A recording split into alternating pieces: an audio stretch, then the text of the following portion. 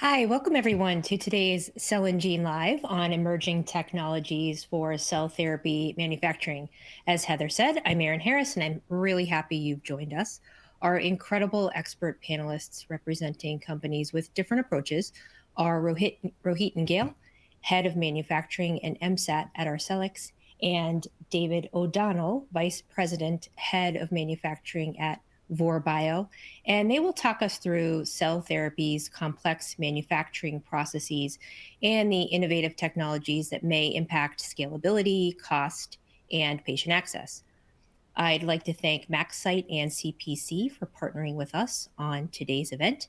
And we love to hear from our audience. For any of you that have joined my Cell and Gene Lives in the past, you know we love to take questions from our audience and give you the best information possible. So please do submit your questions as you think of them via the Q&A tool, and we will get to them throughout the hour. With that, let's begin by having our panelists introduce themselves. We're going to have them share their company's mission and tell us, if you could solve one major challenge in cell therapy manufacturing today, what would it be? And so, Rohit, I'd love to start with you. Yeah, thank you, Erin. Well, it's a privilege to be on Cell and Gene Live as a panelist and join today's discussion on cell manufacturing emerging trends. I think your team does such a fantastic job, keeping the audience informed on the latest updates. So really happy to contribute, be on the other side and contribute to this initiative. So at Arcellx, we are really reimagining cell therapy. And our bold mission is to really advance humanity by engineering cell therapies that are safer, more effective, and broadly accessible. And we are developing treatments for cancer, including multiple myeloma, AML, solid tumors, as well as for some autoimmune conditions as well. So our lead asset, anito-cel, so that's a BCMA-directed CAR-T. So that's currently in the pivotal phase for relapsed refractory multiple myeloma. I've been part of this journey with the company for about 3 years. And as head of manufacturing and MSAT, my role is to really bridge manufacturing science and technology to accelerate the delivery of these life-saving cell therapies to the patients. It's been a great journey. There's been a lot of challenges along the way. And I think one of the, what is one of the biggest challenge or problem that I could solve? And when I look back, there's a ton, but I think the one that stands out is really the scalability of cell therapy manufacturing processes. And I think before I jump into that, just wanted to kind of take a step back, right? So the first cell therapies were approved, back in 2017. So it's been like 7 years or so. And I think the number of patients that have been treated with approved cell therapies, somewhere in the 30,000 to 40,000 range. So as you can see, there's been like 7 or 8 approved therapies. We have, roughly over 35,000 patients or so treated. So there's still, there has been an impact, but still there's a larger patient population that still is waiting for these therapies. We could reach them, with these life-saving living medications. And I think that's the challenge that we have as to solve today. And I think, as we look at it, manufacturing is still like the biggest pain point. And then within that, scaling of these cell therapies from your lab to clinic to commercial, I think, and making sure that we are able to get consistent, process performance and product quality. I think that's incredibly complex. I think that's always on the top of my list. And also based on some of my recent experiences and in the past life, have been spending a lot of time on seeing how we can solve these complex scalability issues for cell therapies. So yeah, that's in a nutshell what I'm focused on, and would love to elaborate more as we go along. Excellent. Thanks, Rohit. And we definitely will get knee deep in scalability, certainly, as we move on here. Before we do, and also too, the feeling is very mutual that you're here too. We're thrilled to have you as an expert panelist. David, would love to hear from you. Vor has been a partner of Cell and Genes for quite some time, and so it's great to have you here. Tell us about what Vor is working on, and then what's from your perspective, if you could solve one thing in cell therapy manufacturing, what would it be?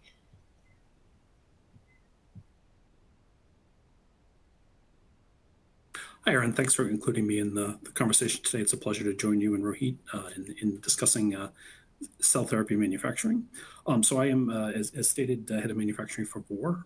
Vor is based in Cambridge, Massachusetts. Our mission is to treat AML and other blood cancers. We take a slightly different approach. The traditional treatment for cancers has been identify and kill the cancer therapy.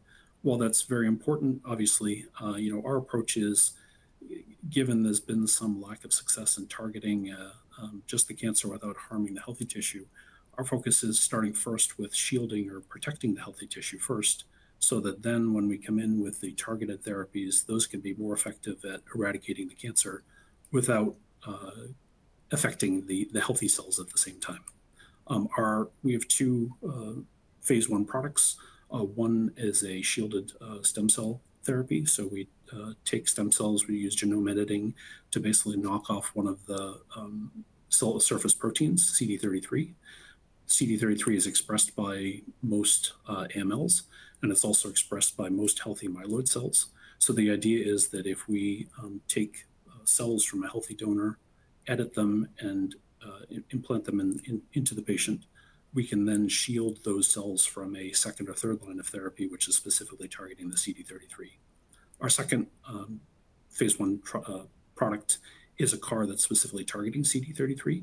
So the intent is that these two therapies will be used together to first replace and shield the patient's normal healthy cells with the modified HSC, and then come in with the targeted CAR to take out any residual cancer that the patient might have.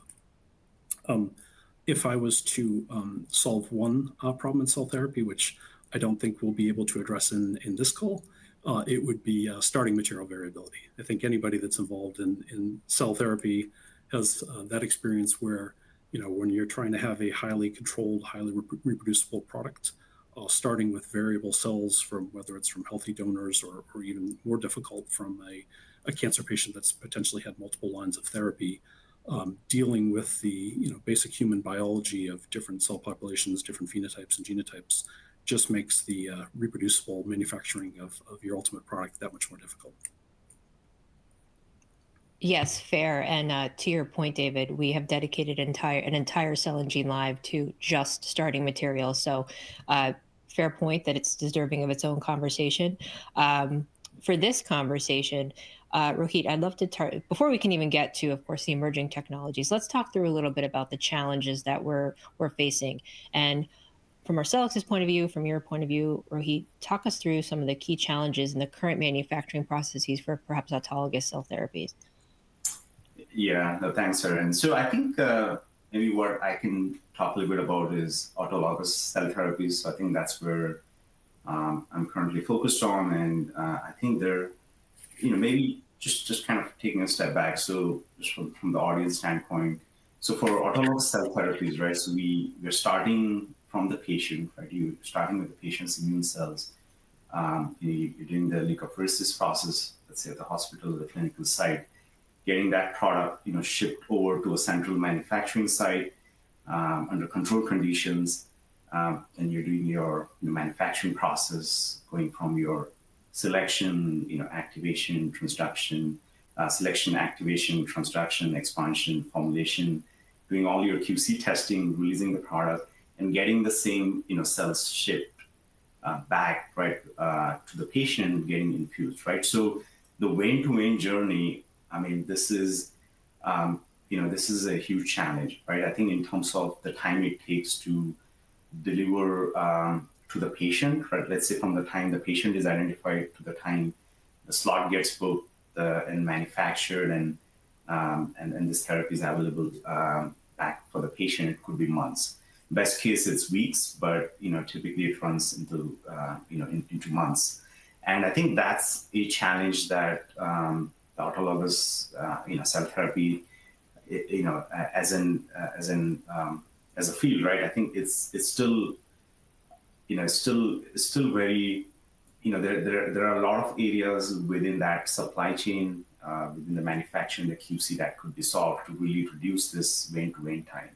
So, and a lot of patients are actually waiting for these cell therapies, and some, may not even receive them. So really unfortunate, right? So what can we do, right? So I think those are the things we'll talk about, but just kind of running through the challenges, right? So the vein-to-vein time, and then the secondly, heavy reliance on manual operations, right? So a lot of the cell therapies that started early on, again, with the academic institution, got tech transferred to the industry, and there was automation and other things kind of retrofitted on top of it. But if you look closely, like a lot of these operations are still heavily manual, very involved from the operator standpoint, and the operator proficiency is probably like the single most thing that determines the success of a batch, right? So, so if somebody's fatigued, didn't do a good job, they might actually minimize your chances of delivering a successful cell therapy product. So I think that's the manual aspect of the process itself is very is a current challenge. And then I think, and then also it adds up to the cost and the consistency of how the product is made. So typically, I would say it could be even 200 man hours or so to actually get across QA, QC, manufacturing, supply chain, to get the product out to the to the patient. And this could be 50 to 70% of the manufacturing cost itself. So it's a huge number, and leads to a lot of variability. And certainly it's one of the biggest challenges for scalability.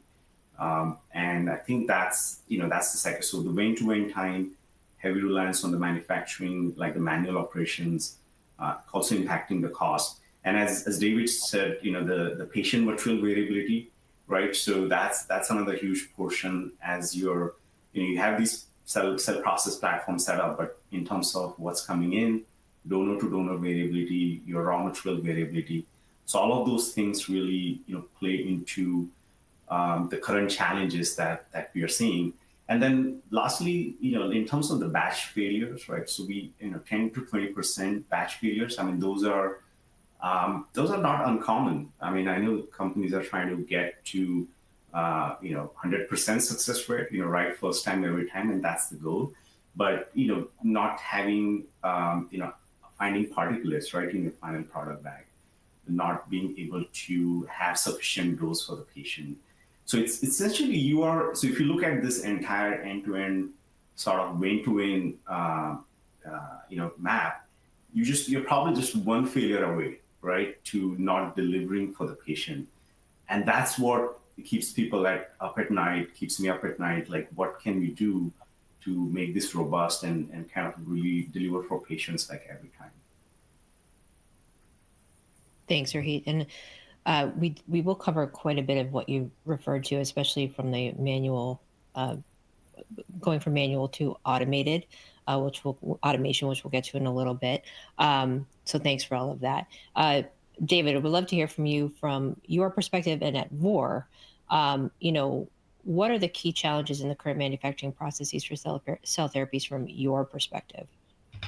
So I think I very much agreed with everything Rohit said, in terms of we're starting, at every different step of the process, especially if you're working with an autologous or a kind of a hybrid model, which we are. You're starting with one collection. There are multiple failure points between when that collection is taken.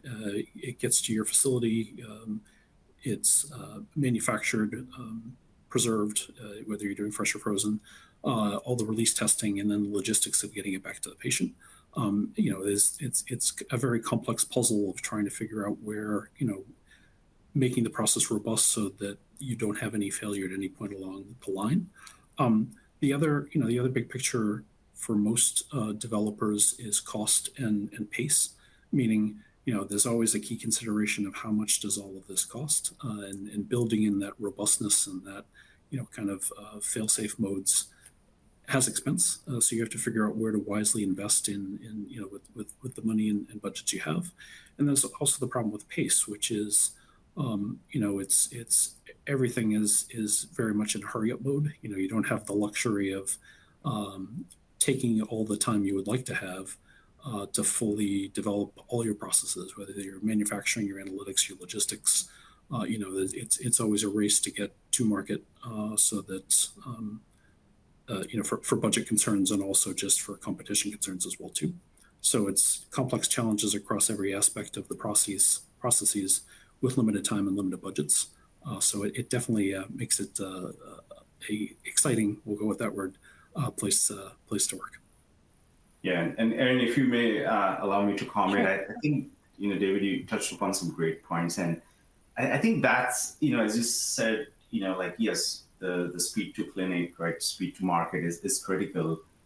And when we're thinking about, in smaller companies, yes, you want to have a safe product, you want an efficacious product. But I think the manufacturability piece also has to be looked early on, right? Because I think the traditional model has been, yes, go fast, yes, make something work, but then, you have so many approved therapies, but then we are not able to, let's say, deliver to the patient, right? So kind of, I think just thinking, taking that mindset, maybe even early on, where you're looking at the manufacturability, how complex it is, are you using multiple vectors? And I think it's all kind of adds up. And I think that's where, some of these, hopefully some of these insights kind of allow, the sponsors, manufacturers to kind of really look early on into the portfolio and evaluate this upfront versus having to kind of deal with it later, late stage, where it becomes even more complex to solve these problems. Yeah, I couldn't agree more with having kind of that long view when you start, meaning, if you treat your manufacturing processes as kind of a sprint, okay, let's get to phase one, let's complete phase one, then, get to pivotal, you kind of lose sight and any change in the process becomes inherently more difficult and more costly the longer you go. So starting off with the thought of, hey, this is a marathon, not a series of individual sprints, I think is a very holistic way of looking at things, because as Rohit said, the later you wait to address some of the challenges, the more difficult and the more delays you incur in addressing those challenges, if you've just been focused on each individual stage as you go along.